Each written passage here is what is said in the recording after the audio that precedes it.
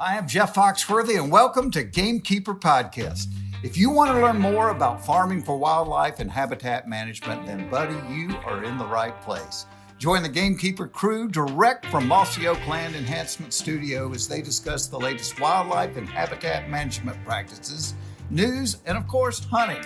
There's no telling what you'll learn, but I'm going to tell you, I bet it's interesting. Enjoy. We're live in 3, 2, 1. All right, everybody, here we are. It's going to be an exciting one, and we're going to talk about a Mississippi giant whitetail. He's sitting in front of us, and let me tell you what an impressive animal.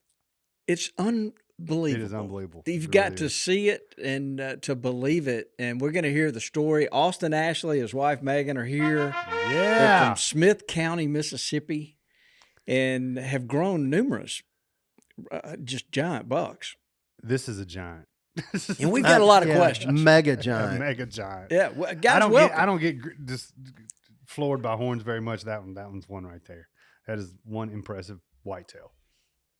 Okay, I'll shut up. You know, we've had the guy from Mississippi State. He brought I can't remember, it was a 200-inch deer from Kansas. That was really impressive. Caroline had her 190. That was super unbelievably impressive deer. This deer in person, though. Takes it all. He does. Yeah. So I'm looking at Austin. He grew it, and we're going to ask you a lot of questions. I'm looking at Megan, and she killed it. She's dressed in all purple over there. My mother would love the way you dress. It's got to be a great story. We're going to get into it. So y'all, thank y'all for being here. Yeah. Let us get started, knock out some business first. But blood on the biologic, I want to throw out little Elias Our Buckner. buddy. Let me tell you what. So proud. Killed a really nice little good buck. Yeah. Dang. Yeah, for his first deer. He's just a little hunting machine. Yes. Got to be impressed with him. So Good job, Elias. Yeah, good job. We're proud Elias. of you. Come by here and tell us the story, buddy. we would like to hear the story. Yeah, 100%. We'll put you on the couch too, Elias. So, well, Dudley, have you got anybody? Well, you know Michael Boozer. We see him. He hangs out with the Rolling Thunder crowd. Great guy. His son Wesley got his first deer. It was an awesome looking doe. So congrats to you, Wesley. I understand your sister was on here earlier, and you've been listening the last couple weeks, and we hadn't mentioned your name, but we've been saving you for this special podcast. So I love seeing those young congrats to you, Wesley, on your first deer. He got a little blood on his cheeks. Yeah, I like that. I like that. Love keeping that tradition of putting blood on somebody's face. So. Yep. Brandon Baldwin sent in a picture of Walker Baldwin with his first deer. So that's a heck of a deer too. That's his first deer? That's a heck of a start for sure. Yeah, it is. Boy, it's just so good to see these kids. Oh, man, that's what it's all about. Getting into it. So we got here Gamekeeper Garrett Saucer's daughter, Lowry Saucer. Great. That's a great deer. That's a great deer. A great photo. Yeah, it is. Mm-hmm. Austin Delano sent us this. Oh, nice. So that's Lowry. Congrats to you, Lowry. Yeah, that's a big old looking deer right there. Yeah. Good looking food plot too. Richie, when we going to get one of your youngins? Yeah, what's the update there? Well, we're pulling the triggers, so just haven't hit the mark yet. So you know what they say: as long as there's lead in there, there's hope. Yeah. I told you, just pull that trigger till it goes click. Yeah. I don't know. Well, y'all are having fun, aren't you? Yeah. She had a blast the other day. I have two daughters, and so my middle daughter, we went, and she had a blast, and we got to see all kinds of deer. Just wasn't able to knock them down, but we're gonna keep trying. Y'all gonna hang in there. That sounds good. Mm-hmm. Good. Go to the range, spend a little time. Well, in all honesty, we were at the range before. You know, did right. They shot before. We shot before we went. It's just that she was deadly at 100 yards there, and it'll get to you. It got to her. She just got excited. It'll make that first one even more special. Mm-hmm. Yeah, no doubt about it. Yeah, well, you got to talk her through it now, Richie. Well, it's not like I'm just throwing her to the wolves there. Do you think he has a radio voice when he's whispering to his daughter? No, I don't. I bet you it's pandemonium. You know, Hayden says, Hayden says I scream at him. I'm like, there's no way I'm screaming at you when the deer comes out. Speaking with enthusiasm. Oh my goodness. Well, so that's congrats to all those. If y'all send in your pictures, we love. Absolutely, one of our best and most favorite segments. Yeah, giving a shout out to the kids. So, gosh, we got youth turkey coming up soon. Oh yeah. So well, youth waterfowl will be the next thing. I guess. Youth waterfowl. You're right, Bobby. I'm wrong. Yeah. But hey, you turkey's not far behind. It's Unless not. they push Thank you, Mr. push Know-It-All. our dates back. So we'll start turning the page. We'll go to this will probably be our last deer podcast Hey, for the, ending with a bang. and then we'll go to trapping and then right into turkeys. So can't wait. it's that time of year. Yeah. I thought you were going to do one on birdhouses. No, I don't think we were going to do one on birdhouses. Oh, I was trying to sneak that in Yeah. there. So Austin, we've been friends. We've known of you for a long time. You've been on the Mossy Oak Pro staff. You've been we've done some gamekeeper projects with you. You've been planting biologic in various. I remember one year we tried to. There was a power line. We planted a bunch of protein peas on there and trying to do some content with you. So we've been aware of your abilities to grow big deer for a while. We kind of identified you as that kind of a person, but I don't think any of us ever expected you to walk up in here with a deer like this. And it's amazing. So this deer hits the ground. It's got to have, I bet y'all have gotten a lot of phone calls, a lot of people wanting to come hunting, a lot of people probably questioning where you killed it, how you, it's got to have turned your life upside down. It has been lately. I tell you, you hear from people that you haven't heard from since high school days. And I saw a picture of that big deer on social media. I was like, yeah, my wife killed that deer. They try to throw it at you, but yeah, it was awesome. I wouldn't have rather killed it myself. I'm glad that she got to experience that. I told her it's a deer of 1,000 lifetimes. Oh, no doubt about that. Yeah. Don't expect that every year. So can we hook you up to a lie detector when you said that about your wife? I believe him. Were you aware of this deer? I mean, how long have you had a history with it? Yes, sir. We knew he was around. 3.5, he was a Big Ten with a kicker. And we kind of put him on our radar, so to speak, then. And then past couple of years, he, got bigger. And then last year, he was a giant deer last year. And I'm usually pretty good about judging them on the hoof of what I think they would score, And I had this deer in the upper 70s, maybe 180, which is, a giant deer. And I really like our deer to get to 7.5 if can be. They usually seem to do that blow-up stage as you speak there. But this deer was 6.5 when we harvested him. And now that we put him on the ground and when we put tape on him and realized he was 30 inches bigger than what I thought he was, I was like, 6.5-year-old, 200-inch deer. He in wasn't Mississippi. Yeah, he wasn't getting the pass anyway. So Yeah, I bet not. I mean, when you see these photos of these deer all the time, and I'm not nearly as good as judging antlers on the hoof as you are, but I can see where that could be confusing. I mean, it's hard, to get one over 180 is an amazing feat in Mississippi, and so it's kind of hard to believe even when you're looking at the photo of it, yeah, But, you shoot them on. It's kind of we try to shoot them on maturity, no matter what they Right. score. That's just kind of a bonus deal. You get one that big for sure, but I've gotten in my time of where if he's a 5+-year-old deer, no matter what he scores, it's a trophy in itself. That's right. Mhm. 100%. To get it there. So this is Smith County, Mississippi, and you've got a core farm there. How big is that farm that you're growing these deer on? 4,800 acres. Yeah. There we lease some ground too, but altogether it's 4,800 acres there. And how long have y'all been managing that chunk? A good solid 20 years, 22 arguably, when I started it as a junior in high school. I said, you keep seeing these big deer killed in the Delta, Mississippi Delta and place. I'm like, why can't we do that here? And I kept always being told, well, we don't have the soil for that. They say you can take an acorn and put it in a handful of dirt from Smith County and put an acorn in a handful of dirt from the Delta. In a year, you got a acre and a handful of dirt from Smith County and the Delta, you got an oak tree.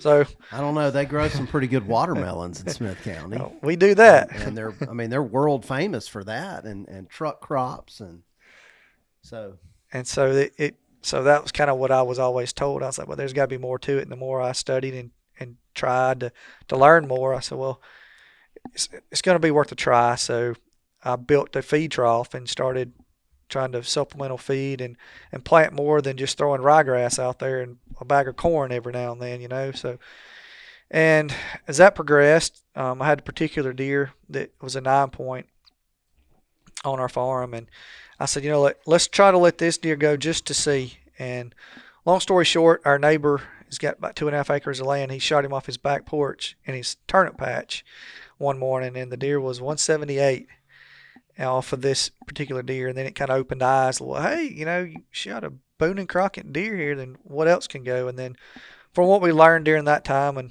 I was able to get my dad more involved, and that helped us for sure.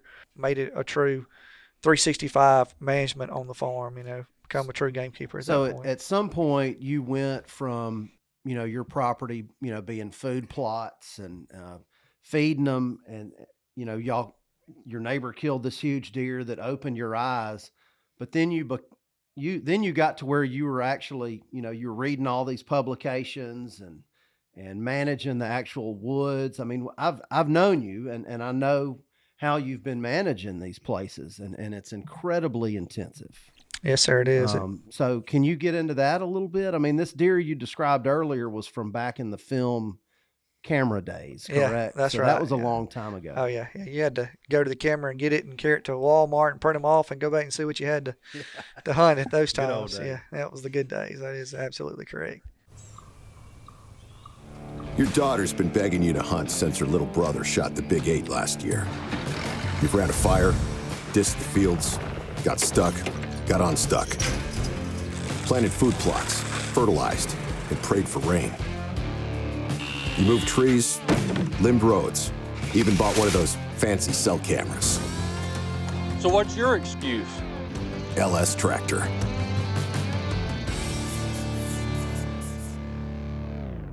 Moultrie has pioneered the game management category. Today, Moultrie is one of the best-selling brands of feeders and seeders in the world, and they continue to innovate with new technology that gamekeepers will rely on. Moultrie products are always field-tested and designed for hunters by hunters, combining forward-thinking innovation with time-tested practicality.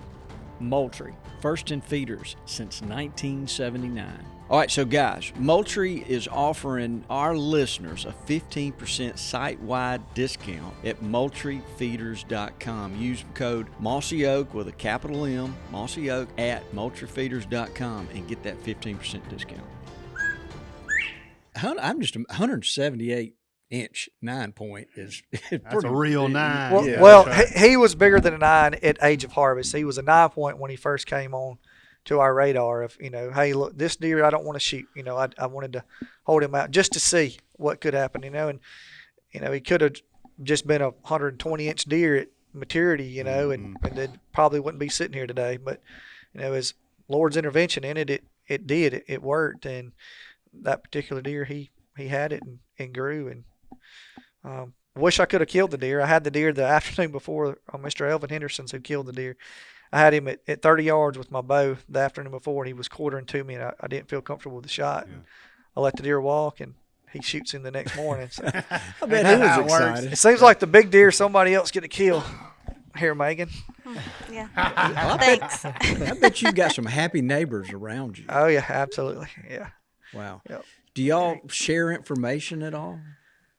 That's a need-to-know basis. It depends on what we're talking about there, I wouldn't talk about that to nobody right there. Yeah, I got some guys that we talk back and forth on, hey, I don't think we need to shoot this deer. Let's let this deer get, a little older just to see.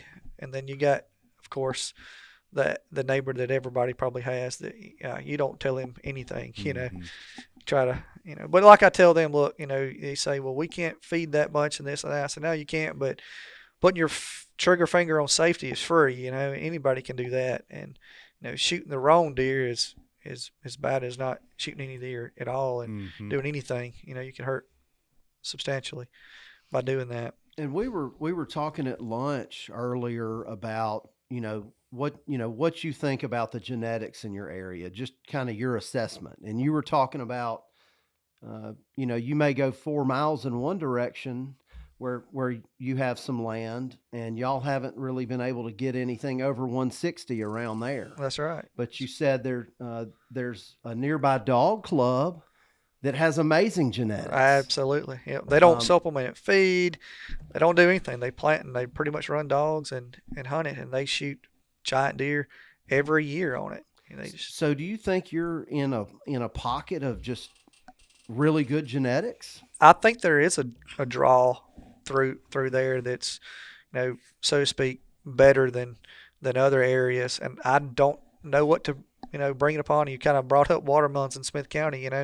There's certain areas that grow watermelons well, and there's certain areas that you can't grow watermelons That's on. true. So it's kind of in the same sense of that. Sounds like there's something to that. So at sure. some point in your life, you became a whitetail just addict. Yeah, I can tell you're just eat up with it. At what point was that? The first deer I ever got to see kill, I was 6 years old, sitting in me and my buddy stand between my dad's legs, and I was shaking so bad that he's like, "Son, you got to be still. You got to stop, or I can't even shoot this deer." And it was just a doe. But just from that point forward, you just got it in your blood. You can't get it out. And now that I've got two daughters of my own, seeing them come up in it, and I've got a 6-year-old daughter now, Hartley Ruth, and she's got a passion for it too. Just watching her, and she's got a fishing pole in the spring. I don't get daddy time to deer hunt by herself anymore. Those days are over, and that's fine. I'm glad of it because she wants to be, "Daddy, can I go? Daddy, can I go?" So my bow hunting days are over for now, so to speak. So with her wanting to be with me, Those are good days, though. Oh, absolutely, yeah. No doubt. It's a season of life, so enjoy it while you're in it, because you blink and it'll be gone. Mm-hmm. So, but I can reflect back on those fond memories of that, and that's all I know is, you just get it, you got it. I'm in the trucking industry, and it's kind of the same way. Either you grow up in it and you got trucking in your veins, or you don't, and it's one of those things. I'm glad that you recognize that with your daughters, though, because that's a pretty special time. And y'all, it sounds like y'all have got a relationship that you get a lot of time you get to spend some good quality time together. But I understand that one of Megan's wishes, maybe a Christmas wish, was to spend a little more time with you. And that's kind of how this hunt happened. And so how long has she been hunting with you? And how's that going? Well, we started hunting together when we were dating. And I don't know, that's 09. 09. She's been hunting with me since 09, and she says I gar hole her reason she doesn't kill the big deer. Oh, he does. Well, the gar hole didn't work this time, obviously. So. At least you know what you're dealing with. Yeah. So do you enjoy it as much as he does? Oh, I love it, but he loves a little bit more than I do. I'm not getting out in the cold like he does. Yeah. Well, the idea of y'all sitting together and that thing walking out, I would have loved to have had a camera rolling in there just to see everybody's reaction. I wish we would have had ours. Yeah, I usually have a video camera every time I'm in the woods, and we had been at camp the weekend before, and just kind of a rushed leave deal, and I didn't even bring her rifle that she hunts with, and So in my mind, I'm thinking that, usually when when there's a big buck on y'all's radar and you're getting photos of him, and we've had this discussion before out in the hall a couple years ago, you do like a lot of us do. You're using your cameras and you don't want to go in there until he's been coming in a couple afternoons in a row and the wind is right. And this time was far from that. Y'all just said, "Let's go sit in the stand together, honey." And then this big guy walks out.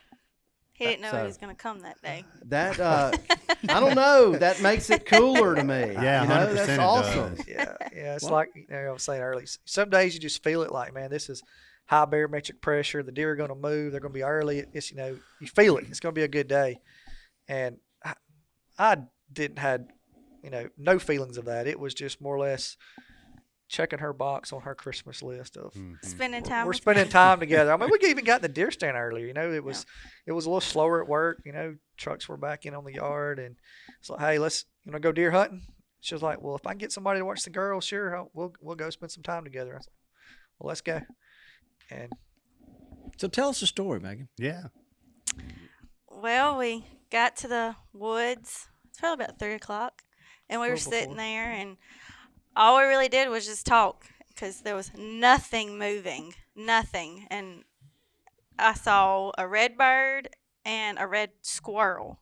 That's usually a good sign of not seeing a Two whole of my lot. favorite things in the woods. And we were sitting there, and time went on, and we were just talking about the girls and his trucking, and his phone started going off, and I was just sitting there, and he was texting on his phone, and all of a sudden, here he comes, just walking up, and I was like, oh my. Yeah, I mean that's the same thing we said when we saw I'm looking him. and I'm still saying, oh my. Yeah. Austin was more nervous than I was. He was like, no, don't you pull that trigger. You let him get his head's down. He's turned to. I was like, I'm okay. I'm like, calm down. And then he's like, well, you need to prop your elbow up. I'm like, I'm She fine. was not okay. I was okay. I couldn't prop my elbow up. I was too short. I said, I'm okay. He was shaking more than I was. And then I was like, okay, I'm good. He's like, you better not miss. No, I look over and she's like, I'm trying to watch the deer through the binoculars and watch her at the same time. Like, is she okay? Is the deer still there? You know, I'm back and forth between it, and I look, and the gun barrel is doing figure eights out the window. I'm like, stop! I couldn't get comfortable. And I'm like, get your elbows settled. Get settled. Look, he come out, and he was approximately 100 yards or so, and he had put his head down, and he was eating on some biologic there we had planted. And as he was making his way across, I was like, just settle down. Just settle down with it. Take a deep breath. I said, just squeeze the trigger when you're ready. And then he turned towards us, like she said, a little bit. And I was like, no, don't shoot him. Don't shoot him. And I was like, I'm not. And then I was all fine, and he was good. And I was like, he's like, are you going to do it?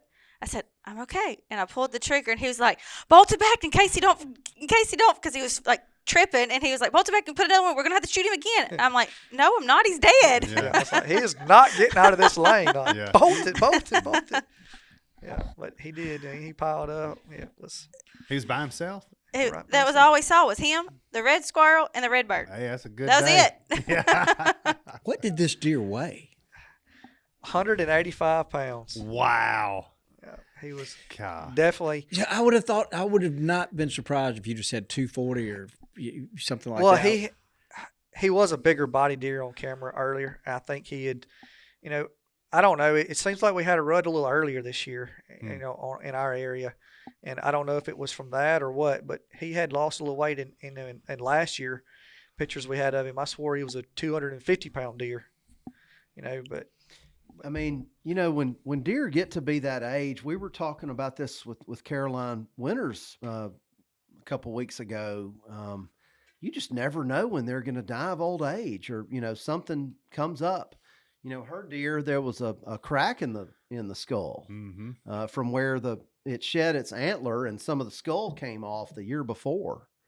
And William McKinley, the state MDWF&P deer biologist, was saying, when that happens, it's a 90% chance that they don't make it to the next year. And so, while Mississippi, we may be really good at growing 3-year-old deer. I mean, there's data on that, but to get to 4 is an even bigger deal, and 5 and 6. And, I'd like to know what percentage of deer in the state, bucks, reach 6 years old. It's very rare. I mean, very rare. He grew a beautiful set of antlers and was healthy, but maybe he wasn't. Maybe he was a month from dying or something, But You have any of his sheds from previous years? no, I do not. We lost our alien lab we had, and she was my shed dog. So since I've lost her, I really haven't shed hunted a whole lot. I mean, if I see them in a field, I'll pick them up. But since then, I've slacked on picking up deer sheds. But you were saying that this deer really kind of. I want to make sure I was listening, but I was trying to save it for the podcast. But you were saying that the deer really wasn't on your radar screen much until this year. Yeah, well, like I said, we really try to get them to that 6.5, 7.5 age class is where they seem to really, be the bigger they are. Every year, like, Deli was just talking about, they die from natural causes and stuff, because I can tell you several times we've had really good deer. They're like, well, one more year, and then you never see them anymore. And if the neighbor killed him, you would have heard about it, but you never hear about it. And, he's died from fighting issues or whatever, abscess or whatever, you may see. But back to the deer, yes, he was on we knew he was a big deer last year, and we really didn't even really hunt him that much. Figured he was a 170 class deer, and we had a couple of older deer that we targeted last year to hunt, and just kind of stayed away from him. And then this year he was a giant, of course, and He blew up. Yeah. big time. All so to that speak. and then some. He really is. But a 170 is a giant in and of itself. Absolutely. So I don't want to gloss over that. And No. and you mentioned earlier that you think you've got multiple 170-ish bucks on your property now. I believe so. I believe there's 3 pretty good deer that's going to be all over that 170 mark. Yep. Wow. So are you putting him in the record book? That's up to Megan. That's her choice. I'm going to let that be up to her, what she wants to do. I think. Because will he go in? Would he go in as a typical or I hope so. non-typical? I don't. They all let him count every bit of it, no matter what they do. Yeah. What does he score? Let's ask that. Well, this is unofficial. We scored him at 210 and an 8 unofficially. I think to go typical, he has to be, I don't know, y'all can correct me here, but anything less than 15 inches of irregularity. That keeps sounds him in a- right. So if that's the case, he'll be in the non-typical category. But he seems to be He's more typical to me. Quite Man, symmetric. I mean, like, even his G1s. They line right up, and both got kickers on them. yeah, of the course. twos look The like they twos look- match. Match, The yeah. threes are slightly off. The twos the are- beams are a little off, but they're massive. They are massive. The So tines on this thing. the are right just beam is a ridiculous. 28. Is that correct? That is correct, sir. 28-inch main So beam. Megan, I asked Austin while you stepped out just for a second if he was going to. I should have asked, are you going to put him in the record book? I doubt it. The chances, I don't- it's so rare to kill a deer. I know, It seems like but- you've got to do him an honor. I know, but he has so much that every little thing he's probably going to get deducted. And too many people, I don't know. I've killed this deer. Wouldn't this deer make Boone and Crockett, though? I Oh, mean, God. that's the record If book I'm that thinking won't make about. Boone and Crockett, Yeah, I don't know that's what the record will. book I'm thinking about. And it would just, that'd be. I know, and we probably should, but I just don't think we are. Too many people have tried to put it down so bad. Yeah. Oh, it's a high fence, or oh, y'all brought him in, and just we want to enjoy him. Yeah. Well, I can appreciate that. I've seen some of that negativity on the It's internet. terrible. I don't know People how are y'all just- dealing with that. People bad jealous. They I don't do. get jealous, but when I You look should at that, congratulate- I'm Yes. like green. You should Gamekeeper congratulate your fellow hunter, not green. Yeah, try to you're put right. them down. No, you're right. Deer do that to people. But why? Austin, It's I just mean, you does know it. I'm speaking the truth. It makes people crazy. Put your hard work into it, and let them grow. Give them birthdays. They get bigger. That one sure did. Yeah, he did. Yeah, he did. This is Lanny at the Gamekeepers of Mossy Oak. I've been shooting Nosler bullets as long as I've been wearing Mossy Oak. Nosler ballistic tip ammunition is made for knocking deer down right where they stand. Nosler's famous ballistic tip bullet is the key. It has controlled expansion and bone-crushing punch to turn a whitetail's lights out. Bring home more deer this year with ballistic tip ammunition from Nosler. Buy now at nosler.com. He's just such a big framed typical. Right. His beams are so long. His tines are so long and so big. They're so massive that they're kind of blunt on the ends. It's just crazy. Like, I'm a plant nerd. Yes, and, you are. I think, so I've studied, deficiencies and things like that. And when plants grow really fast, they kind of run out of calcium. Like calcium can't move through the plant quickly enough when it's growing fast, and the tips get darker. Yeah. And so, I mean, it's like this guy was just so healthy. He had his boom year. He was a 170 the year before and blew up, just like Caroline's deer, I think, was a 160 and became a 190 when it blew up. It grew so fast until it couldn't grow anymore, and it's just like, I'm done. Just kind of like a plant would do, and the tips get dark like that. It's just so impressive. So you got, this isn't the first big deer to come off your property. Kind of give us a little history. What is this, the biggest deer to come off the property? Yeah, it's definitely the biggest frame, and got that shock appeal like you're talking about by the big beams and the tines and all. I've killed 190 before, which I think I brought up and you guys saw, and you were just telling me that this deer swamps him. But yeah, if you look at them side by side, absolutely he does. But yeah, we've killed several deer, 170 class deer, and better over the years since we've been managing it intensively with it. But yeah, I think she's got us beat. She probably takes the cake on it. Yeah, no, I would say so. I've got a pretty good deer over our That's what I fireplace was at about home. to ask. What about the one over the mantle? And she says, "You lost your spot." He's going. If he fits, I think he might be too tall though. If he fits, You get him kind of mounted with You'll a have to crouch, lower the mantle. That's what I told him. I said, we're going to have to lower that down. Yeah, Raise the roof. Yeah, whatever it takes. Yeah, he's got to go with the mantle. That's for sure. You know, I've never got to say that before. Oh, yeah, look at you. Yeah. Raise the roof. Yeah. I'm just blessed that I was able to harvest him. Yeah, she says she wasn't nervous. I tell you, she was so nervous she couldn't open the door to shoot out. I After, bet. She was shaking so bad. and we walked up to him, and Austin was like, well, are you going to touch him? And all I could do was cry. Yeah. I'm like, he's huge. I'd have cried too. When we got down there to him, I looked at him. I was like, Megan, this deer's 200. She's like, no, he's not. Oh yeah, he I was is. like, oh yes, he is. That's hard to deny that. So Yeah, on it a is. 185-pound body, though, I bet he looked even bigger. Oh yeah. Oh, he did. Yeah, and in the pictures, that's why he just looks so. I mean, a 200-inch deer is 200-inch deer, but I mean, he looks 240 in photos. You Oh, know. I bet so. I mean, when he walked out, it was just like, I was shocked and he was so big because he showed me a picture, and I was like, oh, whatever, that's not the deer. And then when he come out, I was like, oh wow.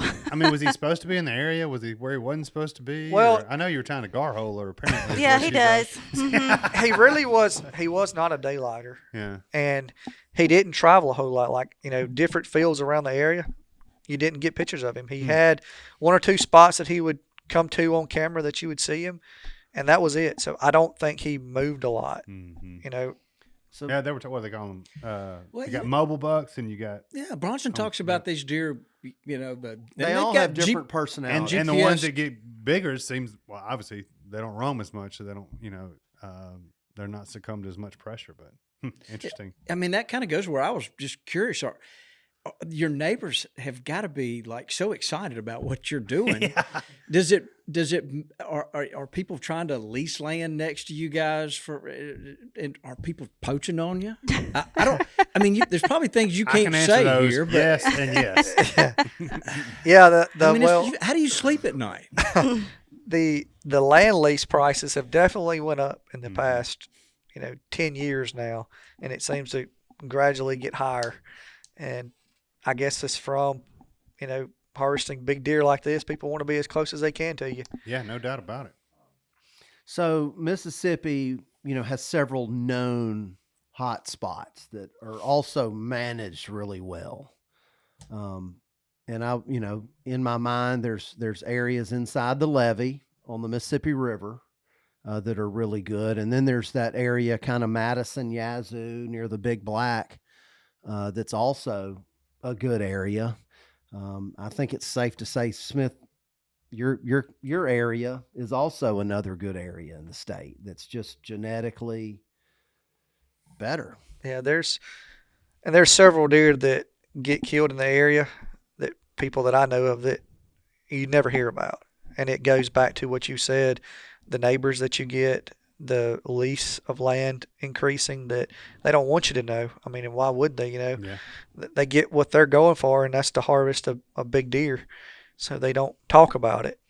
I wonder if there's more areas in our state or even, I mean, obviously anywhere else that if people would just shift their interest from mature, we're going to wait till he's 4 to, wait until they're 6 or 7 or 8. Where would those areas show up? Right. Smith County's one of them, obviously. Yeah. I think you'd see them all over the state, honestly. Yeah.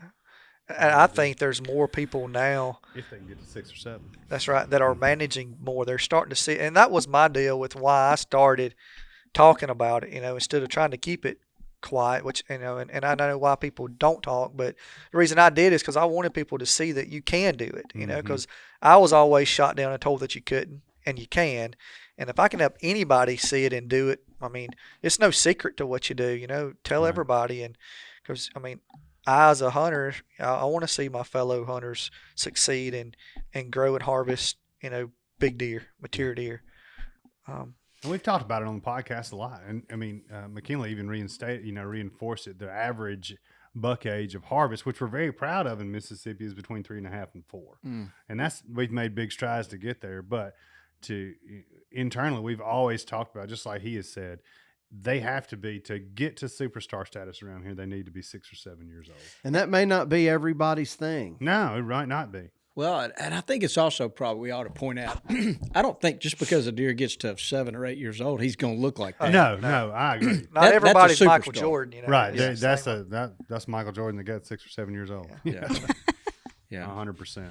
So yeah, you got to have the genetics, you got to have the protein, you got to put the work in, and they got to get age class. I just think about, look, we've had Bronson and McKinley, all these smart guys in here telling us about how the dispersal, the young bucks, when they're button bucks, are run off and disperse miles away. And so the bucks that he's dispersing have got to be some special deer. Obviously. And then he's got a big enough place. He's not losing all his deer. And like I'm thinking about my little place over there. I'm hoping somebody down the road is dispersing some better bucks than I have. Well, Bobby, nobody in your area has been probably managing super intensively, Right. and you are. So when you get to that 6 or 7 year mark, and those babies that were born, being fed and having that good habitat, Right. when they get to be 6 or 8 years old, They it can really may be a express it. substantial difference. How old do you think 222 was?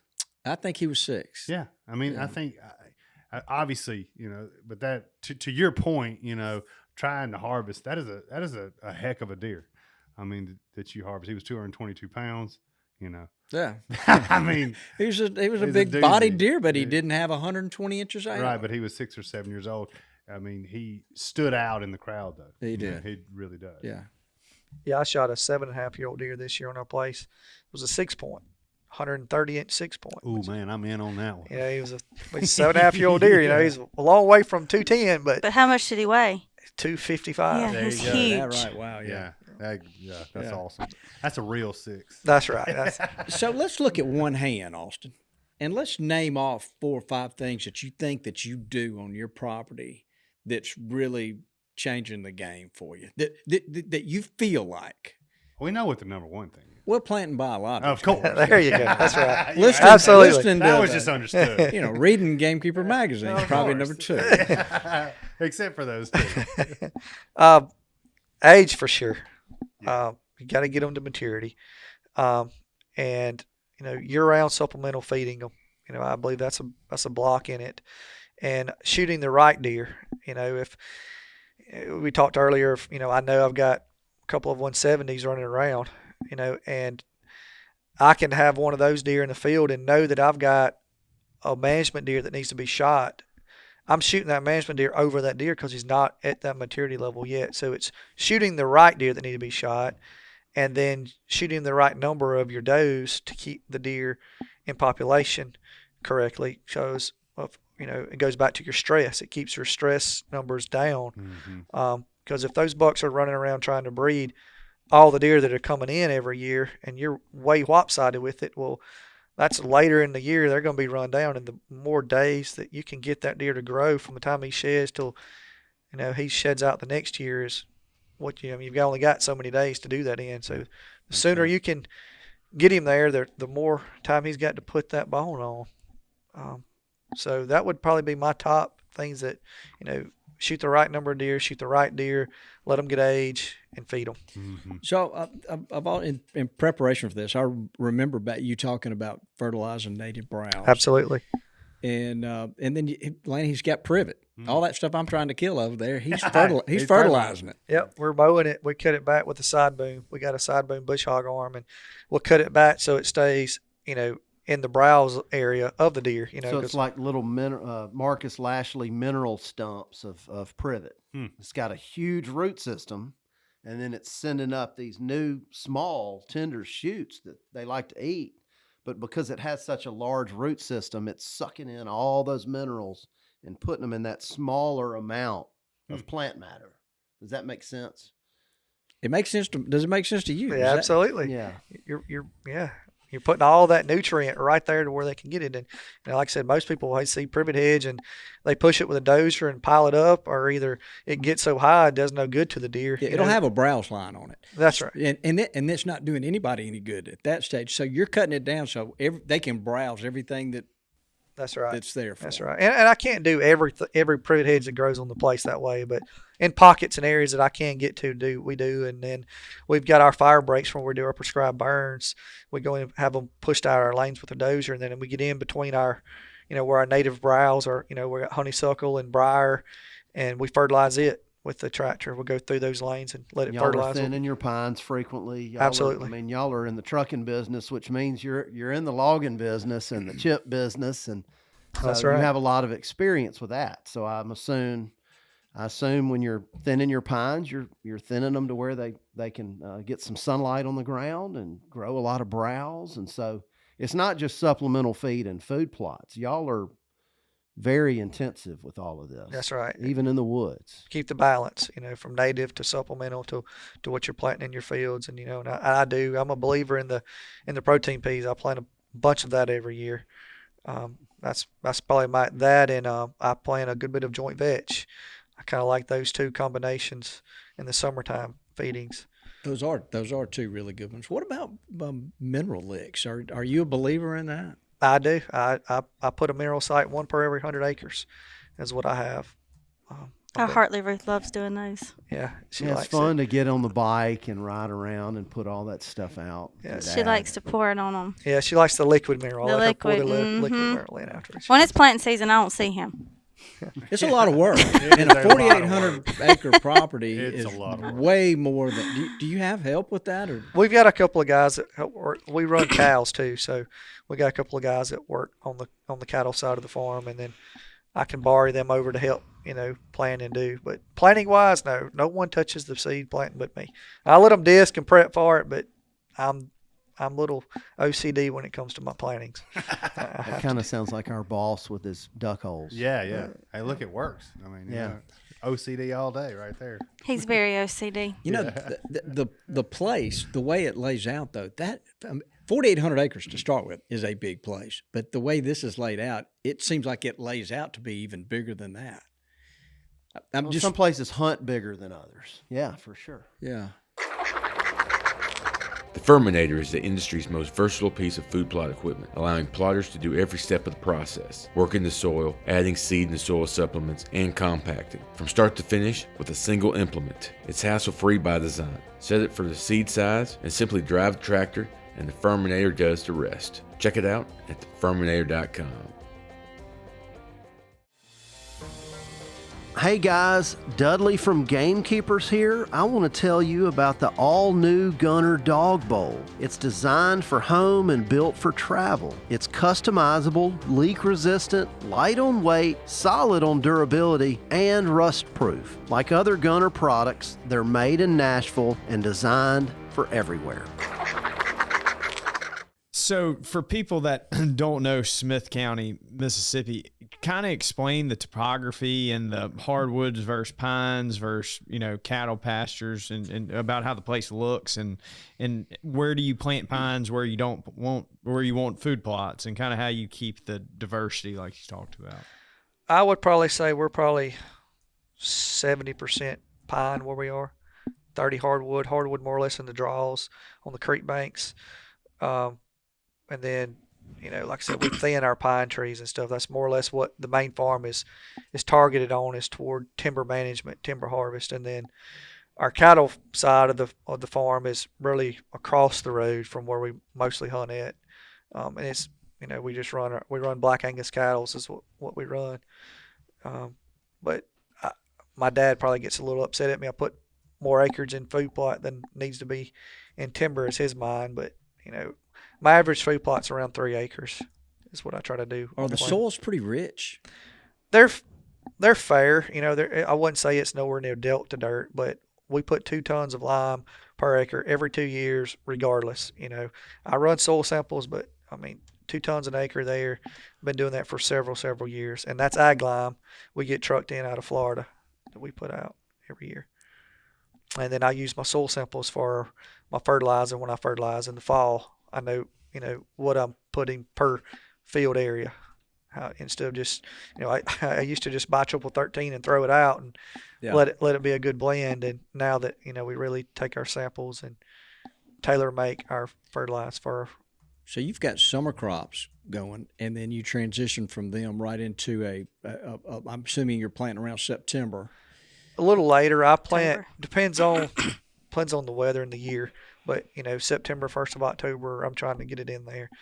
But yeah, I never want them to go run out of food. I try to transition from my peas and beans when I plant my beans and my joint veg. It's standing, it's there while I'm breaking ground in other areas to plant fall plots. And I plant a lot of clover also. I cover crop and plant my clover. And then February, 1st of March, I spray clethodim. I spray my grasses out before seeds head. And then my clover lasts me through, till it gets really hot, and dry in the summer. And then the peas and beans and That's the right. vetches going. That's right. Our deer are very babied.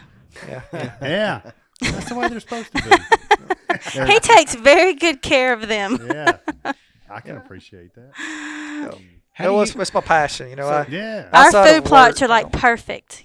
I mean, it is just like you could do a mural over them, and they are just like not even a grass is going to be out of the ordinary. Ever spread any kind of organics out? Have you ever played with any of that other than just lime and fertilizer? Well, it's funny you ask that. Like I am in the wood business, and we sell mulch and stuff. So part of what we do is bark we sell to different nurseries that blend it and color it. But I've tried doing some composting that I've dabbled into a little bit, and I took that aged mulch and we've turned it and rotated it. I mixed chicken litter with it before too, and I've got some piles that have got older age. I'm saying 5 years that I've had there that we rotate with excavators and turn it, and I've spread that over areas before, and I tell you, it works. I've had some red clay dirt hills that I've took and spread it on it, and this planted seed, and now it's pretty grass area. Yeah. So you mentioned the putting 2 tons of lime out every 2 years. Some people put a ton out a year, and oftentimes you can just ask the local farmers and they kind of know how that works with lime because it buffers differently in different soils and different areas. But, we talk about lime, we literally beat it into the dirt.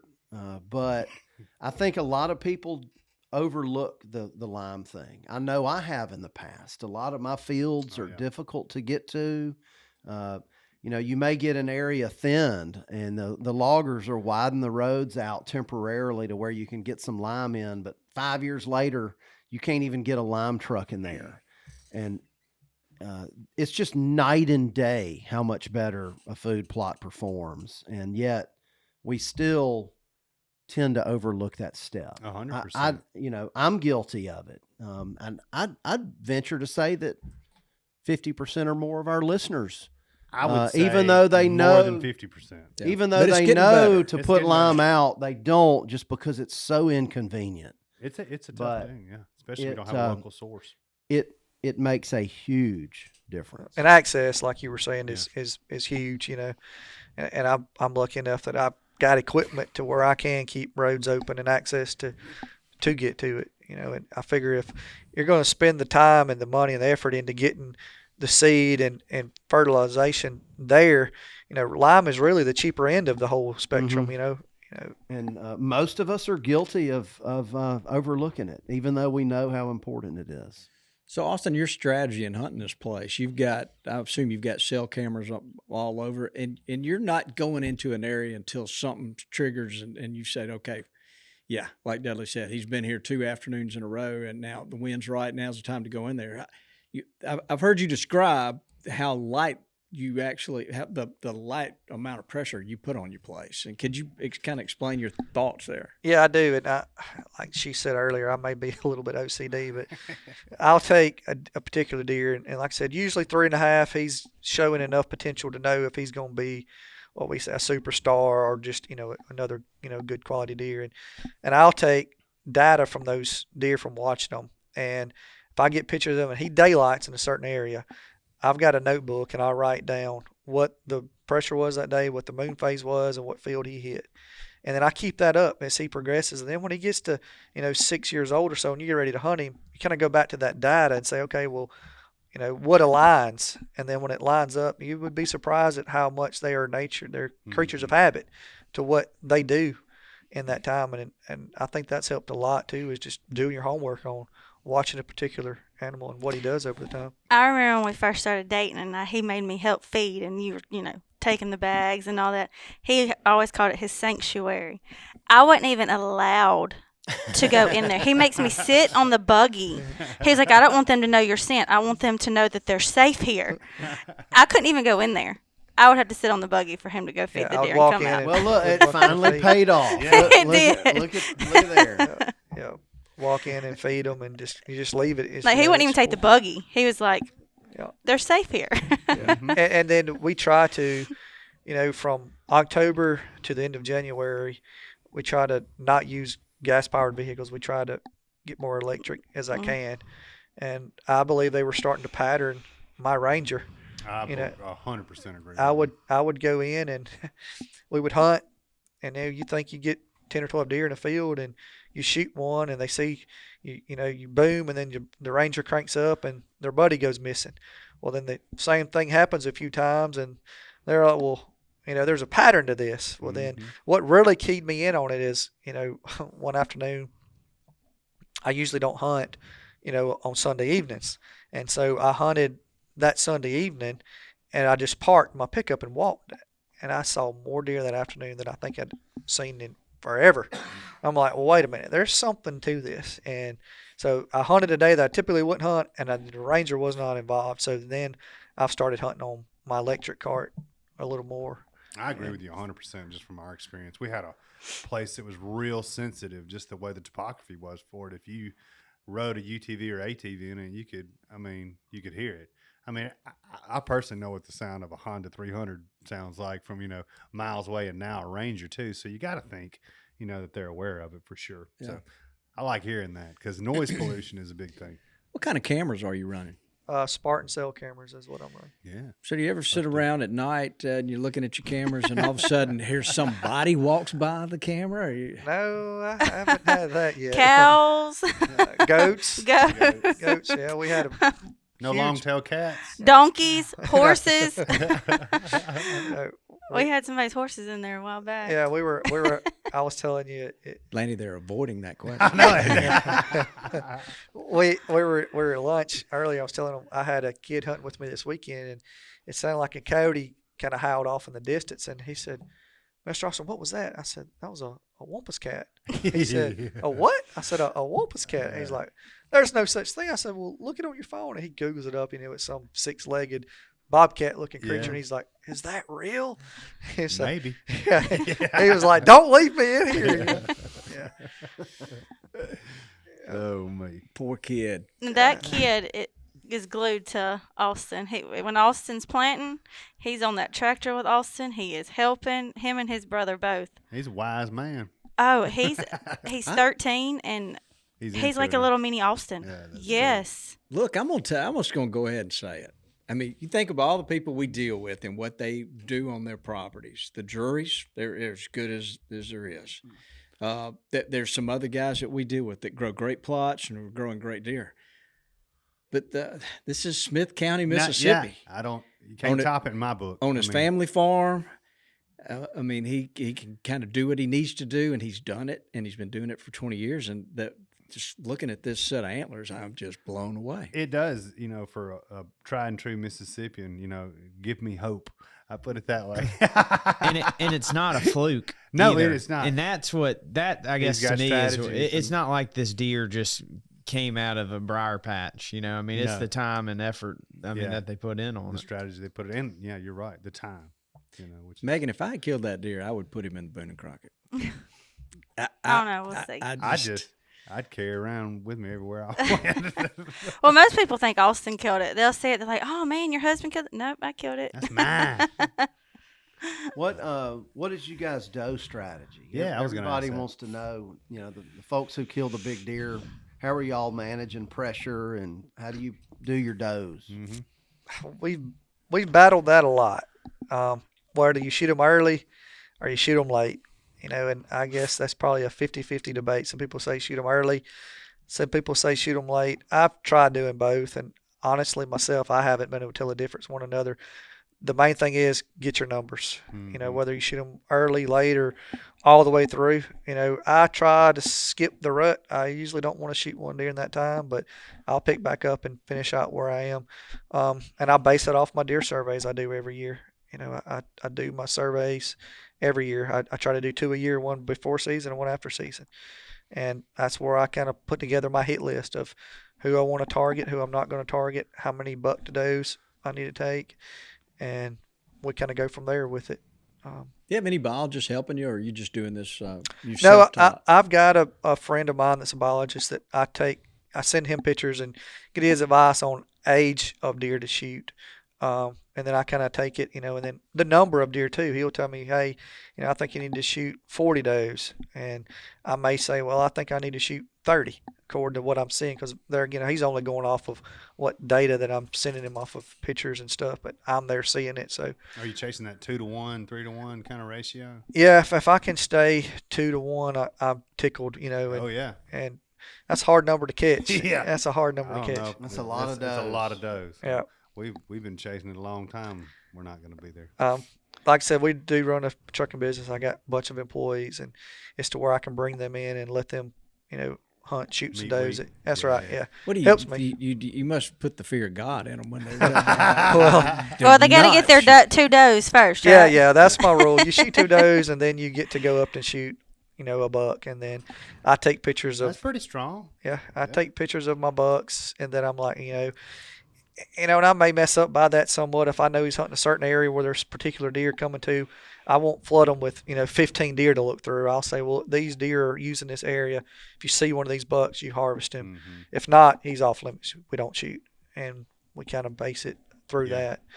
Yeah. And it seemed to work. It's helped us get our numbers down. So we could always shoot more. Yeah. I feel like I don't. Never get done. That's right. Does in Mississippi. Yeah. It's a great story. Oh, my goodness.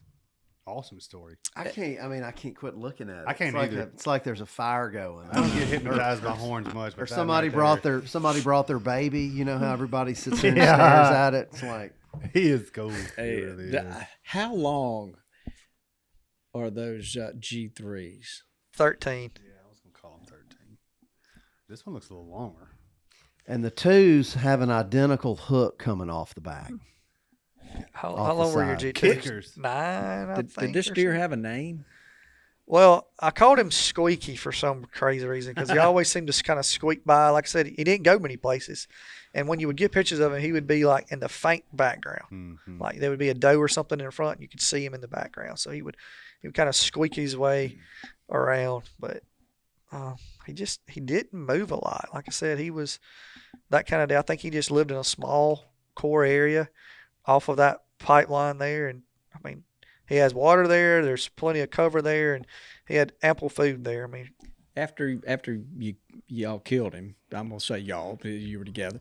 Did any of your neighbors go? Yeah, well, he was over here a little bit. I've been seeing him. Or well, I've got one particular neighbor that he's got land on inside the levee of the Mississippi River up there that he can hunt, and so giant deer. And I talked to him back and forth, and he's been hunting down here awful lot this year. And he's like, I've only been up there once this year. I'm like, what are you down here hunting this much for?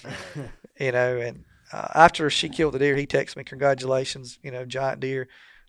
We had pictures of him in the past, but he did not have pictures of him this year. So I think his core, just kind of like I said, he had moved smaller and smaller, but they did have pictures of him in the past. Old Squeaky. They knew. Yeah. So they knew he was around for sure. That is the quintessential, just big, giant, gnarly whitetail. Oh yeah, no doubt about it. I mean, you really, if I'd have walked in there and you said where did it come from, I wouldn't have said Smith County, Mississippi. Where would you have said? I don't know. I mean, I'd have said the Midwest. It does look very Midwest. I mean, I just would have. So that would be the appropriate first guess. Yeah. And so just so we can put up. And I think it's because of his beams. I mean, they're just that dadgum long.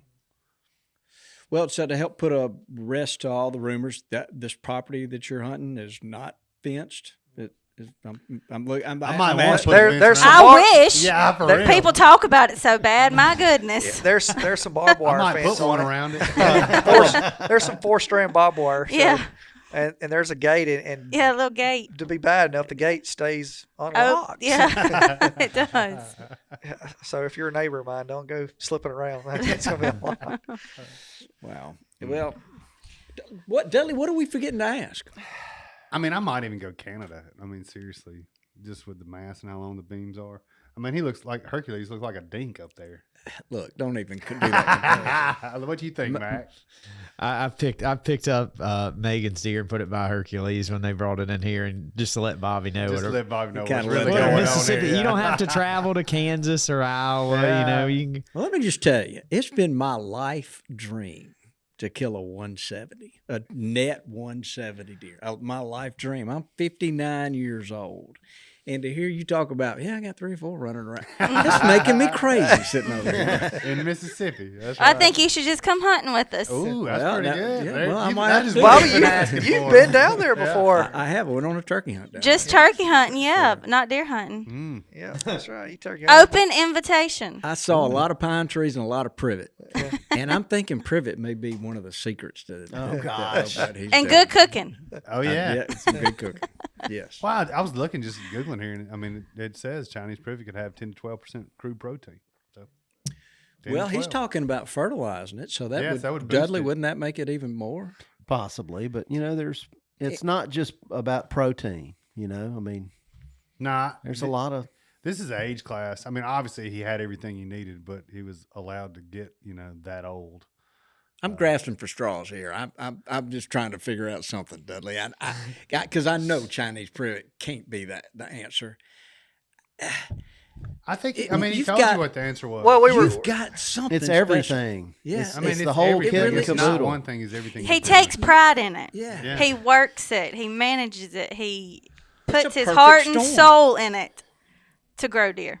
And he set out with a strategy to grow 6 or 7 year old deer. And he don't kill the first big deer he sees. That's right. Most people have something that I they do. can't do. That lowest hole in the bucket. I'm not hearing a low hole in this bucket. Mm-mm. He's got everything. Yeah, he's I mean, I was blessed with that. I mean, I couldn't have made it or been put anywhere else. Right. The Lord put me where I am. For everybody's got a purpose and a story. And I don't play baseball anymore. I don't golf. I don't do any of that. I grow deer. That's what I do. But y'all also work really hard. I mean, Right. you're not hunting every day. No. You're Hardworking people. yeah. And look at the Obviously. people we've met through him hunting. Yeah, Y'all y'all are some of them. And I'm told you, Dudley's right. I'm told you spend more time working than you do hunting. And Oh, that's- yes, sir. it's, a little different than what most people might Right. think. Yeah. He leaves in the morning. We kiss goodbye. He comes home and he eats supper, and that's about it. Gets a bath and see him for a little bit, and Pick and choose your days. he's you on get that to hunt. phone. Yep, you do. But Well, whatever you do is working. Yeah. That's for sure. Well, we were talking. You were asking about the big deer. We were talking earlier about the Cades Cove deal this year. Yeah. And you see all the big deer that's getting spotted in Cades Cove, and you look at the soil and stuff there. It's really not that great, and they're not protein fed. They're probably overpopulated too. Probably overpopulated, and all the negatives that you can say about that. And there's giant deer walking around there. So could you imagine taking that and putting it on this type of intensive management program? What you could produce out of that? so that's another example of age. Yeah. Letting Bucks 100%. get And stress. The deer that get killed around metropolitan Atlanta. I don't think they're Yes. killing any 210s, but they're getting old. They're getting older. Yeah. My cousin has her dogs be chasing them big deer. I'm like, Austin, look at these pictures, and they're just out in her yard. Yeah, And she lives in Atlanta. and it's a lot of it's age. Mac, you got a question? No, I'm like y'all. That deer's, a testament to. It's really cool. Just hard work, Yeah, and to- it's cool to see. It really is, and it can be done. Yeah. It can be done. Did it when that went up on Facebook? Did it make you quit? Did you just have to quit looking at the comments? Well, There was a lot of good ones, and there was a lot of bad ones, and it really hurt my feelings because of all the hard work, and people just can't appreciate it. No, they're jealous. And I don't want to say that, but I mean, they should congratulate you and be happy, and you know. Yeah, celebrate that animal right Yes. there, for sure. Deer will make people do crazy things. Yeah, they will. Yeah. One person even commented about it was all four of us in the picture. You know, our two little girls. I mean, Hartley Ruth, our oldest, when she walked out, she said, "Mommy, you killed that?" I said, "Yes, ma'am." And then our little 2-year-old Hazel May, she goes, "Wow!" Like they just loved it. And someone commented on that we were all dolled up posing. You know, it was fake for the picture. I'm like, no, it's real. No. Yeah, y'all got a great little family. Yeah, we do. We're very blessed. Yeah, People are real brave on the internet. They are. Yeah, well, mercy. I appreciate y'all bringing the antlers. I'm glad I asked because I just seeing them. It's way more impressive than the photo is impressive. Don't get me wrong. The photo is impressive, but seeing those things like. If we don't have another question, I say we go to the trivia. All right. Let's move right on. Are they asking us? Are we asking them? No, we got one for them. So I'll turn it over to Richie. And Richie, please remember this time we've got a great sponsor here. Today's trivia is brought to you by Sheffield Financial. Fuel your Gamekeeper projects with financing for power sports, outdoor power equipment, and trailers. Begin your next conservation adventure at SheffieldFinancial.com. So are they financing your taxidermy yet? No. You asked them? No, I hadn't had a chance to ask that. I kind of got sidetracked by another little project that's popped up in my life. It's called a wedding. So, yeah. Oh, yeah. Do they finance weddings? Oh, no. I probably need to find out about that. A destination wedding. Yeah. Oh. So you want me to do it or you want Mac to do the question? Either one of y'all, whichever one. I don't know. I haven't really read over it. I let Mac do it. Cause I feel like Bobby's trying to set me up for a trap here again. Bobby's trying to set it up. He's made me nervous the last few times. Austin, you see what it's like around here. I'm getting no respect. All right, so the good news is y'all got 2 brains to get this one. So she killed. She answered. No. You can phone a friend, Megan. Yeah. All right, so you're playing for Bodie Parham. And he left us a review, and so his prize is going to be a whitetail bundle of trees handpicked by Dudley Phelps himself. Native Nurseries Whitetail Native Oak Pack. That's awesome. What a great prize. We should give more of those away. Yeah, they're great trees. They are, and it's time to plant too. It is time. I've got some planted. Hey, there we go. Yeah, they really are. And Brody left a review. So guys, if y'all will leave a review, there's a chance you'll win a prize. Might get some trees from Dudley. Leave a review, and I think you subscribe and follow us or what. But go ahead, Mac. All right, so this is a little vague, so it gives the answer a little bit of wiggle room. Yeah. But the question is, on average, in terms of days or months, how long does it take antler genesis to develop finished antlers on a whitetail buck? Look at Dudley. This question is provided by MSU Deer Lab. This is from the MSU Deer Lab. I should know Dudley's You taking should off know his this. shoes. I think I got it. How many days? Or months. Or months. Yeah, you months. can do Months. months. And we'll take within 2 weeks. So Oh, that's pretty. Okay. Okay. That's tough, but he's kind of already mentioned it earlier. I know he he can. did. I know they can get close. Yeah, we should have made him where he can't move his fingers. I wouldn't have a clue. Dudley's got his socks off over there. It's a pretty amazing process that they drop. Pretty amazing. there's- It's the most amazing thing in nature. So, are in my you opinion. counting from when really is. antler begins to come out of the pedicle? Yeah, antler genesis begins at Not when it fall. No, that no, would no. be exactly Can I call a year. somebody? Yeah, so there's about 3 weeks it kind of preps, and then it's Boom. off to the races. And then there's you got it, Austin. So I'm gonna say so generally you see them drop horns in February. Okay, so then you take 3 weeks. So they got March, April, May, June, July, August, September. 1st of October, they're hard horns. So 7.5 months. Is that what he's asking? Until they start growing, until they velvet is shed. Is that correct? Yeah, well, basically. 6 months. Is that- No. Yeah, so According to Mac, according to MSU Deer Lab, 7 it months. says Yes, according to the Deer Lab, it says in about 5 months, with 1 additional month used to complete hardening and drying. She said So 6 six. months. Okay. 6 months. 6 months. Ring the there we bell. go. So, You shook your head at me. so Bodie Parham. But Yeah. I'm kind of like She nailed Austin. it. When I start sticking my fingers up and counting, it seemed like it might Well, go a little sometimes longer. you see deer with hard horns in late April. Oh, he And won't they see him in all, turkey season. you know, Yeah. where I hunt, they all right around September 15th is when they start, shedding usually. Well, can't But- that kind of base upon moon phase and stuff kind of too, and the testosterone in the deer I think is what's going to factor when for he drops his sure. horns and, and when he. and if they're healthy versus non-healthy coming out of the rut, I'm sure that has something to do with it as well. But Well, I'll tell you the what. 6 and 7 months is very appropriate. So, I would say. Well, to there- grow 200 inches of bone on your head in 6 months. Yeah. That's one of the coolest things in nature. And Man.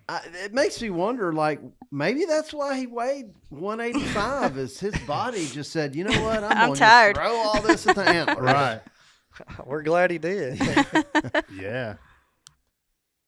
Mac, on that question though, right before you read the answer, there was 2 words. There was 2 words. On average. Or it depends. It does Is depend. Yeah, That so- is, well, it definitely came from Bronson. there. Yeah, It says yeah, it that's depends. right. Well, guys, look, this is Thank y'all for being here Yeah. and sharing Thank y'all this with for us. inviting us. Oh, my goodness. I was kind of nervous about coming there. Oh, what? Well, We're you know, chill. all the drama on Facebook, I was like, I don't want to do that. This is a drama-free zone here. Yeah. I was like, I don't want to do that. No, and we don't generate a lot of drama, I don't think. I hope not. Just determining where to go to lunch. Right. That's about the biggest. But Vandy usually solves that. I think it was a solid choice today. Yes, it was good. Yeah. Well, it's not every day you get to see a Yeah. set of antlers like that. No. If that deer would have walked out on me by myself, I'd have never shot it. You don't think You'd have so? been scared too? Or? Oh, it'd have been a divorce.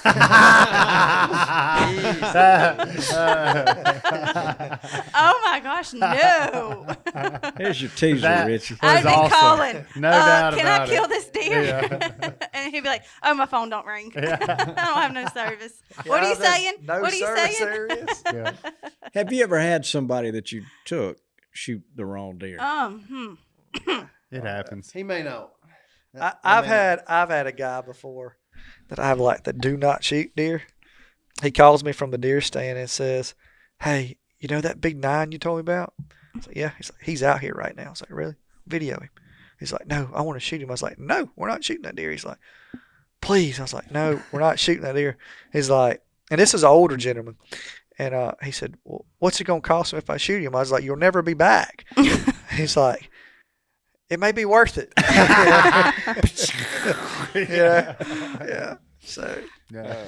Wow. Dudley, you got one last question to ask? No, I think we covered it. I got one thing here, I guess. You talked about There the- we go. Humps yeah. In the house. I kept thinking here the home range of this buck was Yeah. not a big home range. Right. And we, like Bobby said earlier, we've been down there filming content with you, Austin. And I think one of the things I remember was, some like a lot of the food food plots you're playing are in the middle of the property. And so, do you think that's a factor of why, maybe to an extent of why, a lot of why his home range was not as big? very, very possible. And I strategically try to do that. I mean, there's 4,800 acres that own and lease there, and I do try to pull as much as I can into the core 1200 is what I really call it. I call it the core 12.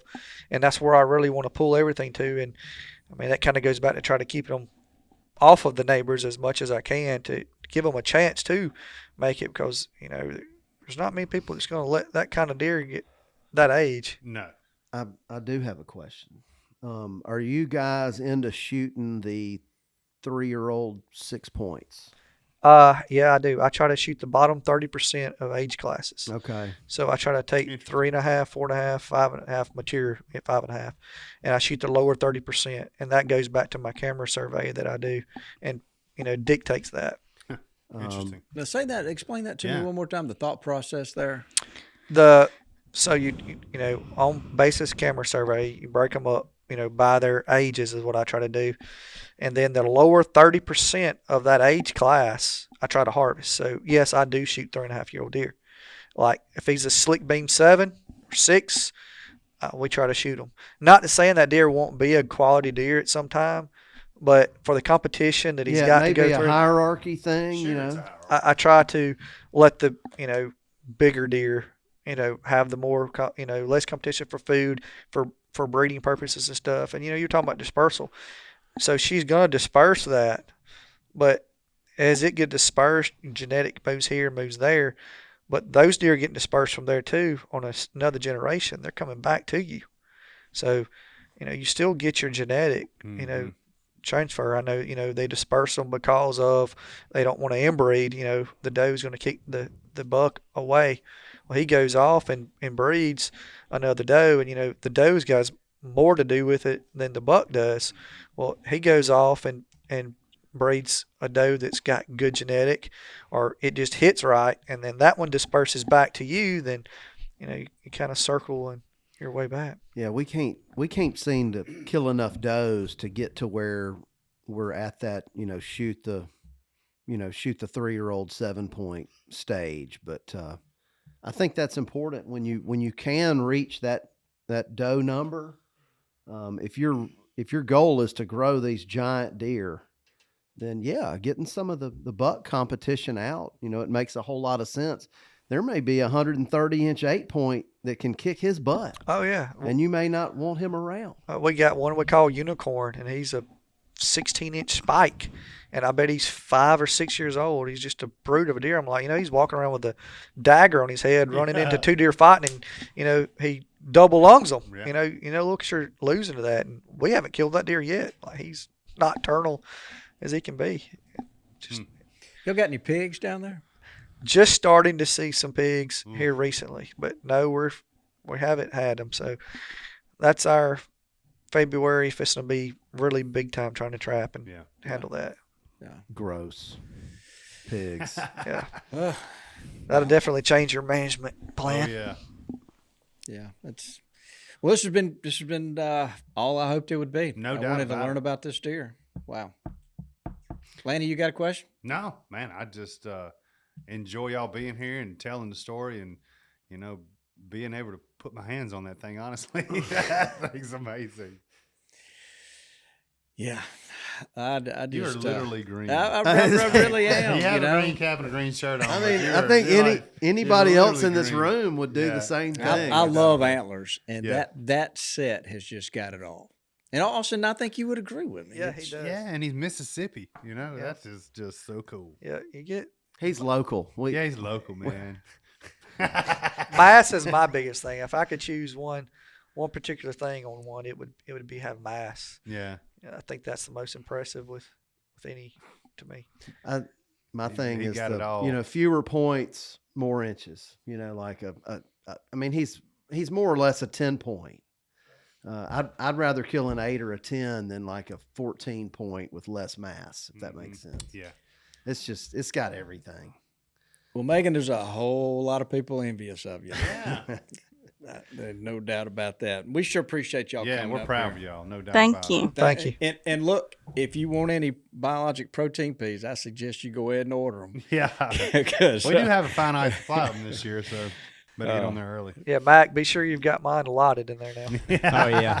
It might be on your door by the time you get back. Yeah, there you go. Wow. Well, congratulations. Yeah, congratulations. Yeah, and y'all just keep doing what you're doing, and just wow. We wish you the best of luck. I can't wait to see what's next. I really can't. I don't know how you're gonna top that. I don't either, but whew. That's what he told me. He said, "You're done." Yeah. I don't think she's hunted since then. I have not. I don't blame her. I haven't. Well, I can tell you. Yeah, looking at Austin, I'd be going fishing or something. It's hard. He's not green. He is proud of her. Oh yeah, I can see it. Yeah. You're the green one. Where I don't know, I might have taken the gun from my daughter if we'd have been sitting there. I tell you, it was the first time that I've had a deer of that caliber that I was not in control of. That's why he was so nervous. Going, make sure his head's up. Don't let him, don't let him turn. Don't let him do it. I'm like, is it okay? He probably doesn't remember saying any of that. Yeah, I don't. It seems like it took forever. No, yeah. It was just so fast. But Lanny, can you imagine if you and I were sitting in a shooting house together and that deer walked out? You would definitely have a boot in your back. I've had similar. It is what it is. When you're out, when you're offshore reeling in a big tuna and you're scared it's going to get off, and your friends are yelling at you and you're cussing back at them. I mean, it's kind of. I'm sure that's the same thing that was going on. I mean, it was bad. We both were talking back and forth, back and forth. Yeah, I'm like, I can't get comfortable. But it worked. Like, please just make a good shot. What caliber? It was a 308. Boom. What kind of rifle? Bagara. I don't even know what that is. I don't either, but I like it. Yeah. It was a Bagara 308. Barnes ammunition. Sounds like a pretty serious outfit. I'm a 30-06 person, but I wish I could rewind and get a 308. I think it's the ultimate. Well, they make them every day. Hey. Suppressed too. We that's another thing we do. We shoot suppressed. Man, I'm the same way. It's awesome, and the deer really don't know where the shot comes from. Yeah, that kind of goes back, and that's how we shoot a bunch of our does. Are you shooting subsonic ammo? I do some subsonic ammo, especially in the 308s. Managed recoil loads is what it is. When she's hunting, is she shooting a subsonic? She's shooting managed recoil, some managed recoil ammo, so you can still hear it. It's not a completely subsonic load. From my experience with the subs, I can't much reach over about 100 yards with it, and then in that I have to dial it because the fall is so great.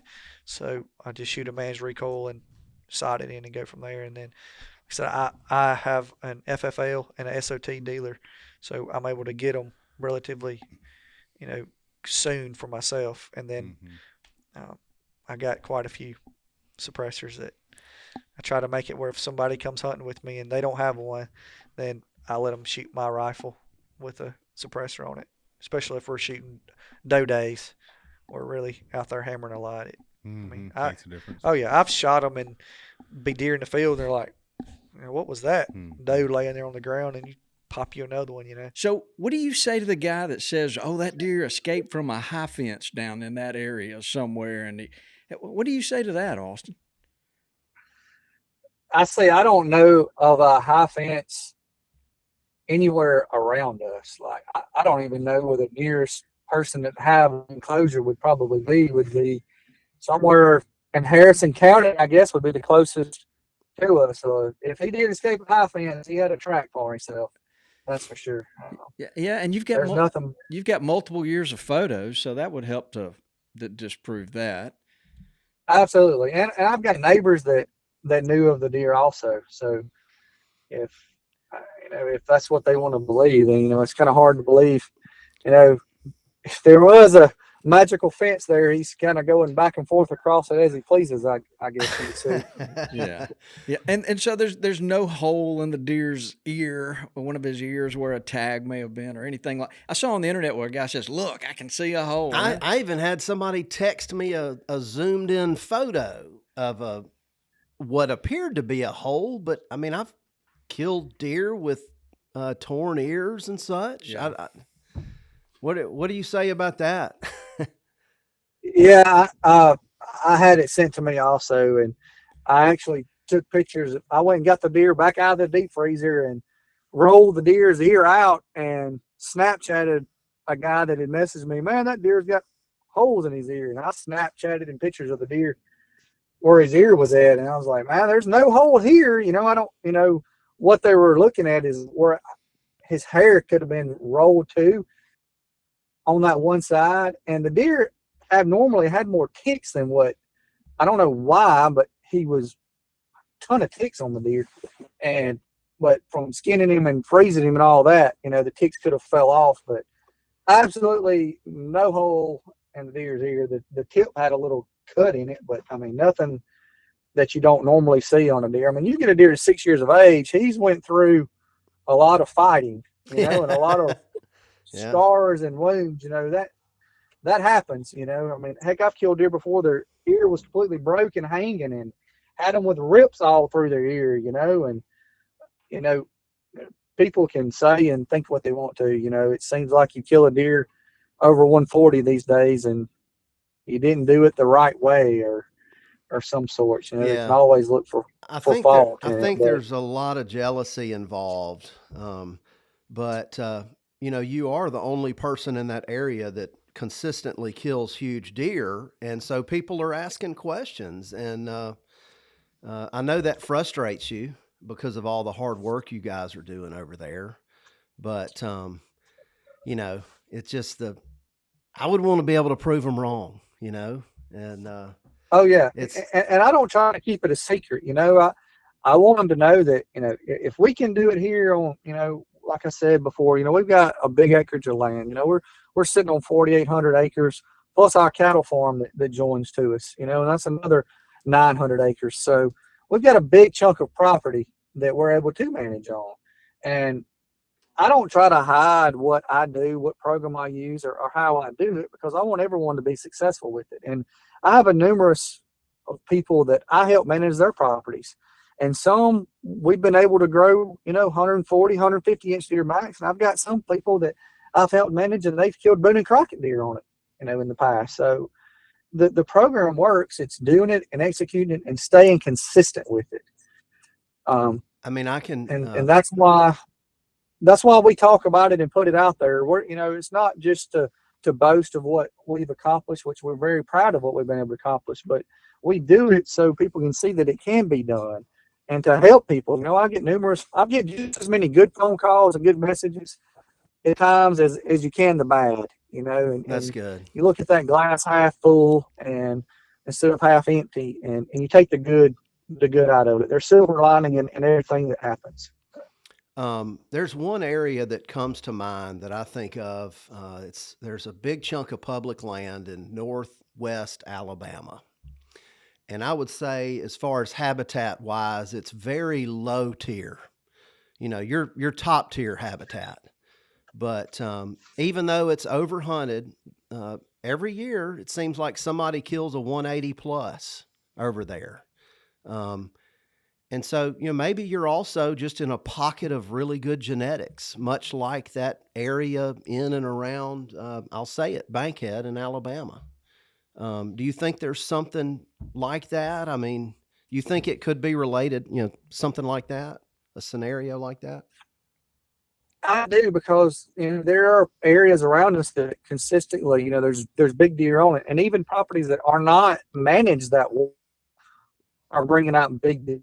There's 170s killed around us all the time that are, not even of that age class. You're shooting 4.5-year-old 170s. That's what you want. At 6.5, you're talking a 200-inch deer if everything goes right.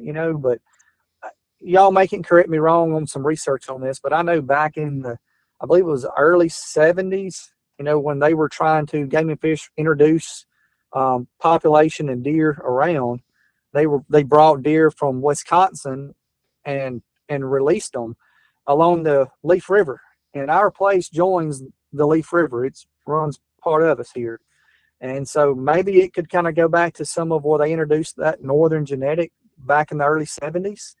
That, and it's been around, because we can kill deer sometimes that are 250, 255, just big deer, and then we can shoot some deer that are 180, 185. There's a variance in the deer weights that you get, and maybe it could be some of that involved with it also. That's interesting. I don't know. I blame it all on good management, good quality, and good food, and doing the right thing. And it works. It's been together for us. And like I said, we've been successful for several years killing, big mature whitetails. And this is the first one we've killed in 4 years now, since we've killed a notable, high scoring deer, I should speak, a Boone and Crockett caliber deer. Yeah. So just speaking of genetics, so I see that some of the people posting are saying, oh, they've brought in genetics down there and turned deer loose, brought in. What do you say to that guy, Austin? Yeah, I kind of chuckle when I hear those comments. Yeah, you're going to take the risk of spending jail time for importing deer in the state of Mississippi to turn loose on a no fence, free range whitetail that anybody and their mother could kill. It's kind of far fetched, but like I said, when they don't see it firsthand, they kind of grasp for anything. Yeah. Definitely not the case. To answer the question directly, I have never imported any form of genetics into my property or any other property. No, the only deer I've ever handled has been a dead deer. You can kind of take it as a compliment that people think your deer are high fence deer or broad genetic deer because you're growing big quality deer. So that's a great way to look at it. Compliment that's what they want to take it as. But yeah, absolutely. That's a great way to look at it. Is there anything else that maybe you just want to say or clear up, or I can't think of anything else. Dudley, have you got anything? No, not really. No, but Austin, is there anything else you wanted to add? Not offhand, I don't. I mean, it's, I'm super blessed, and I thank the Lord for everything that He's blessed us with, and ability to hunt these, great whitetails and have a property that produces like we do, and the ability to feed them and give them what they need. And, through all the bad things and the people that say and, about it, I've met some really great people through the process of managing and being able to harvest these big deer. And you guys are in that group. Probably if I hadn't have been on this management program and trying to feed them and do right and plant right, I may have never met good people like you guys and several other along the way that I've met. So I've been blessed and twofold with it, and can't be thankful enough for it. And I wish everyone good luck and happy hunting with it. And if there's anything I can do to help or any insight or knowledge, reach out to me. Be glad to answer any other questions. Yeah. What a great attitude. Wish everybody had that attitude. So, well, Austin, that's what we wanted to hear. I think you've defended yourself, and when you really didn't need to, doesn't sound like. And we appreciate you answering the questions that we ask. Absolutely. Look, if there's anything else you need, feel free to ask. I'll give it to you. If y'all need photos or details, or I can thaw that cape out and roll the ears out and send you some pictures of it if we need that.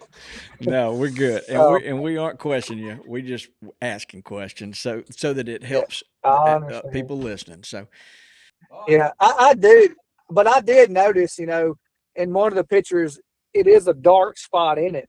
But if you turn it and look at another photo of it, you don't see it at all. So I don't know if it was the hair to it, if he had a tick in his ear. I don't really remember, but I wasn't searching his ears. I was more or less looking at those 200 inches of bone he had on his head. Boy, he's pretty. Yeah, we couldn't take our eyes off of it either. He's pretty. Maybe y'all can give me some insight on that I don't know of. People say that deer has light colored or white colored horns, that they're high fenced or bred deer. That's something I'm curious of as to why, like on our property, you'll get some light colored horned deer and then you'll get some super chocolate horned deer. Do you know why? What makes the different coloration of deer's antlers? I've got an opinion, and it's not scientific, but I think a lot of times in enclosures, these deer may stand out in the sun a bit more. They're not as hiding in the woods like a wild whitetail might be. And I think that it doesn't take much to bleach antlers. Doesn't take much sun at all. Yeah. And so it could just be their habits of whether they're sitting in the sun more or not. It could be. That's just my opinion. You see those Canadian whitetails with the brown antlers, but they're in a boreal forest with a bunch of conifers everywhere. So there's not a lot of sunlight hitting the ground, and two, they may be rubbing those sappy trees. I'm not a whitetail biologist either. So I did read I read a couple comments about the black tips. I don't know how that works either, but that was another one of the I don't know. The only thing I can saw. think of is on the black tips is only I can think of is when they grow out and they're in velvet, they're stubbing against the feeders when they're eating or against the ground. Because like I said, I do use, troughs and big feeders. Yep. So I don't know, to answer that part. But the white horn deal was, it's the delta deer are like lighter colored horn, and maybe that's why, because they're in those fields or edges more. The sunlight is getting to it. See, I thought it could have been the feed. I thought, well, maybe high protein feed had enough. But now that the sun and kind of later in the season, kind of like the whiter they get almost. Yeah. It seems like when they shed out the first early season deer, they're all darker. Well, I wish I Maybe knew, but there is a yeah, I know that was kind of there is a difference. You do notice sometimes you see antlers and they're just remarkably oh light. yeah, Right. Yeah. We don't see enough 200+ inch deer really to know, but you can't help but think that they just grew so much faster, than a normal deer, that you may see, the tips may look different because of that. I don't know. I'm not. yeah, and blunted. Look how much mass those deer have. Even in their beam, in the tine lanes, they're thick. They're, massive all the way into the ends of the tines. Sometimes you'll have heavy beams and the tines will be, pointed or thinner. They're heavy even in the tines. Congratulations. Yeah. Thank y'all so much. And for Mossy Oak, we appreciate you wearing our Yeah. colors. We appreciate you planting our plots and trees. Yeah, and what you're doing, to set the standard for wildlife in Mississippi, that is just amazing. Quite a gamekeeper. Yeah, it is. If we had a gamekeeper of the year, I think we would unanimously. Yeah, I don't know how you get around that one. That's for sure. Yeah, we would. They're the horns for you. So, well, why don't you say goodbye, Dudley? Goodbye, Dudley. Get us out of here, Mac. Thanks for tuning in to this week's episode of the Gamekeeper Podcast. And be sure to tune in again. Subscribe to Gamekeeper Farming for Wildlife magazine, and don't miss the Mossy Oak Properties Fistful of Dirt podcast with my good buddy, Ronnie Cuz Strickland.